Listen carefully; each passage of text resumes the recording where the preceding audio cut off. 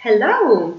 In this video, we're going to learn about prepositions, but not just all sorts of prepositions. We're going to talk about prepositions that are usually used whenever we talk about means of transportation. Okay? You ready for it? Let's go. Sometimes we find it very difficult to know exactly when to use specific prepositions. So we have a lot of different ones like in, on, at, by. So we find it hard to know exactly which is the one we need to select. So that is what we're going to learn in this short class or short video. Now, first thing I want you to do is I want you to talk or to think about different means of transportation. I'll give you an example. Okay? So the bus. Can you think of any other examples? Tick back, tick back, tick back, tick back. Yes? It's very, very easy. So, taxi, for example, or ship, or bus. Bus has already been mentioned, but anyway, train, tram, plane, car. Okay? So we have many different ones, and whenever we want to say estoy en el autobús, estoy en el taxi, we find it hard to select the one that we consider or that is the correct one, right? So what would you say? I am in the bus, or on the bus, or at the bus, or by the bus. What would you say? No idea? You know? Yes? So I'll give you some tips for you to know exactly when to use the right preposition. So pay attention because it's not difficult and it will be very useful for you to know exactly which one to choose. Right. Now, I want you to imagine or to think of a big means of transport, right? So, big means of transportation. We have a platform, okay, and there are seats on the platform, so you can sit down, right? But we can also stand up and move along the platform, so you can move to the right, to the left, to the front, to the back of that particular means of transportation, right? So we are on top of the platform and we can move along, right? In this case, well, let's take the train. The train is a big means of transportation. We have a platform and we can sit down and also stand and walk freely, right? In this particular situation, we would use the preposition on, exactly. So I am on the train, right? Now let's take now a different means of transportation. Let's take now the car or the taxi. So in this particular means of transport, I go inside or I get inside it and I cannot really stand up and walk on top of a platform. So the space is very small. I am inside and I cannot really move freely. Right? In this particular case, I would use the preposition on is not possible. So which one would you use? Yes, of course. I would use the preposition in. I am in the car. Okay? Clear? So big platform, I can sit down, but I can also stand up and walk on top of a platform. I am on the train. But if the space is very small and I go inside a small space and I sit down and that's the only thing I can do, then I would use the preposition in, right? Clear? Now let's continue. We're going to think of a previous examples, the examples that we mentioned before. Now we mentioned, for example, the bus or the taxi, the plane, the tram, car, ship, again the bus, train or bike, which we didn't mention, but I've included it in these particular slides. So, if I want to say estoy en el autobús, estoy en el taxi, what would you say? We're going to start thinking about the correct prepositions because we know the rules now. So, no mistakes allowed, right? So, I am on the bus. Platform, I can sit down, but I can also walk on top of the platform. So I'm on the bus, taxi.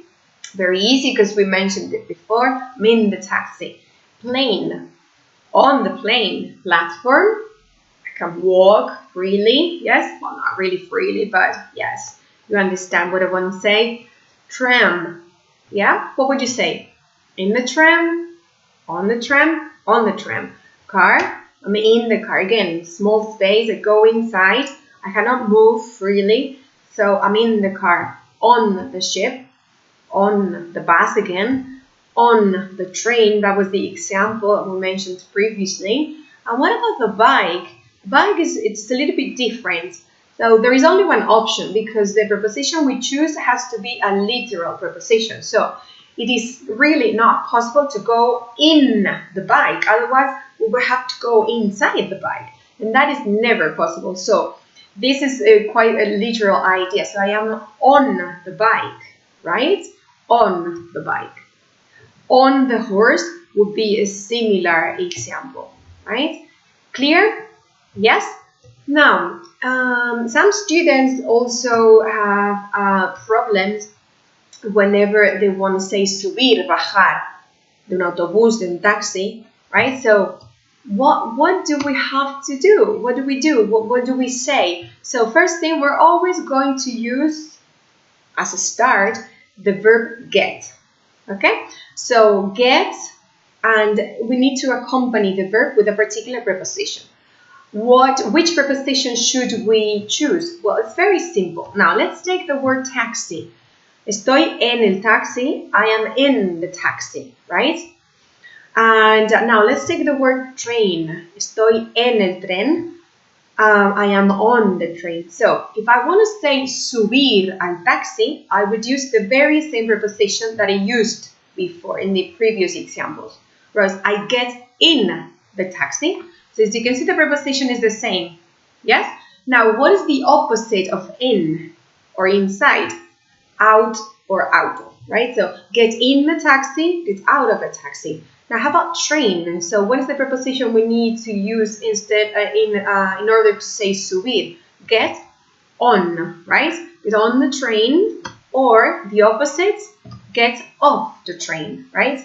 So get in, get out of, get on, get off, right? So in the previous examples, if the prepositions we used was in, I would use get in, get out of. If the preposition I used was on, get off, right? For all of them. So we need to learn it very, very, very well, the previous examples, in order to do this correctly, okay? Now, there are some other verbs that we can use that are a little bit more informal. And so in order not to repeat the same verbs over and over again, we can just use different ones, right? So I'll give you some examples. We can use the word or the verb to hop, hop on, hop off. So you know what a frog is, this animal, right? So the frog hops. So you can hop on the bus, hop off the bus, right? Jump on, jump off, or jump in, jump out of a car. Climb on, climb off, or climb in, climb out of a car.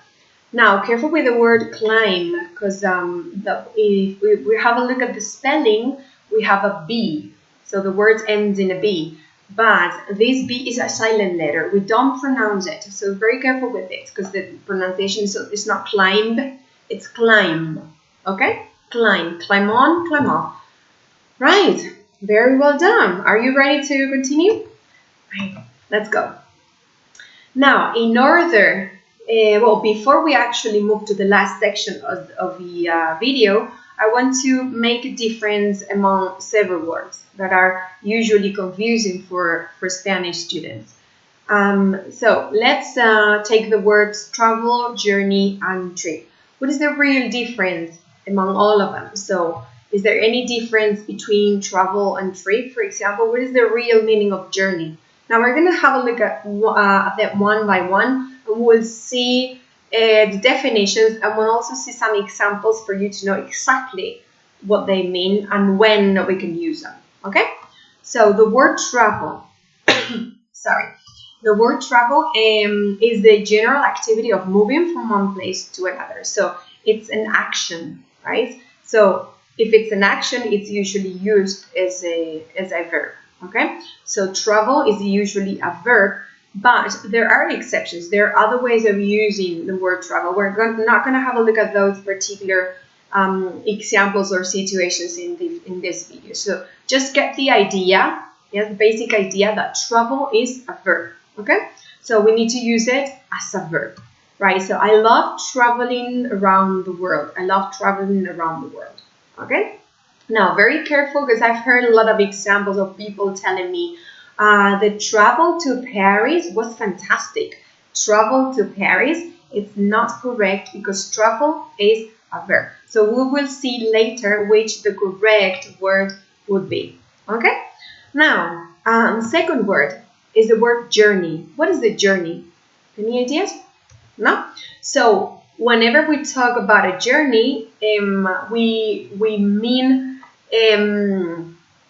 we talk about moving and traveling from one place to another. So, for example, by car, by plane, by tram. So we move from A to B, right? It's usually used as a noun. So we can never use journey as a verb. We use it as a noun, and we always mean moving or traveling from one place to another. By car, by plane, by tram, okay? So here comes an example. The journey to Paris was bad as we experienced some turbulence, right? So journey to Paris. So imagine you're in Madrid, you take a plane to Paris, and it's the journey is bad. Why? Because there's some turbulence, okay? So remember, I move from A to B, trayecto in Spanish. So that is what journey means, right? Now, last word, which is usually very confusing also, is the word trip. Whenever we talk about trip, is when we go somewhere, usually for a short time, and we come back, but it's always for a specific purpose. So the word trip is usually used accompanied by other words that are called collocations, right? So here we have some examples. Business trip, or a boat trip, or a holiday trip, okay? So we go somewhere, we have our ticket, or we drive our car, so we go somewhere, we stay there for a particular purpose, for business, or for holidays, for whatever reason. We stay there for a while, and then we come back, okay? So trip is also a noun, okay? So we cannot use it as a verb. Here comes an example. So obtaining travel documents for a business trip overseas sometimes is not easy. Okay? So again, it's a noun, and it's like the whole package. It includes everything. I move from a particular place to another place. I stay there for a while doing whatever I want to do, and then I come back. So the whole experience, that is a trip. Now, just to finish this video, I'm going to ask you a question. So how can we travel? Now we know what the word travel means, okay? So how can we travel? I'll give you some ideas. I don't want you to think too much, right? So we can travel using the car or the train or the plane, right? But we can also travel using the sea or the air or the land. But there is a particular preposition that we can use, and it's more precise, right? So I travel. Any ideas? I can't hear you. What is it? Oh yes, of course, by. Yes, I travel by car. I travel by train or by plane. But keep in mind that you can also travel by sea or by air or by land. Por tierra, por mar, por aire. Okay? Clear? 100%? No doubts? No questions? Alright. So this is the end of video. Many thanks to all of you for watching it. And if you need more information, here you have the links to my YouTube channel and my webpage. Bye bye!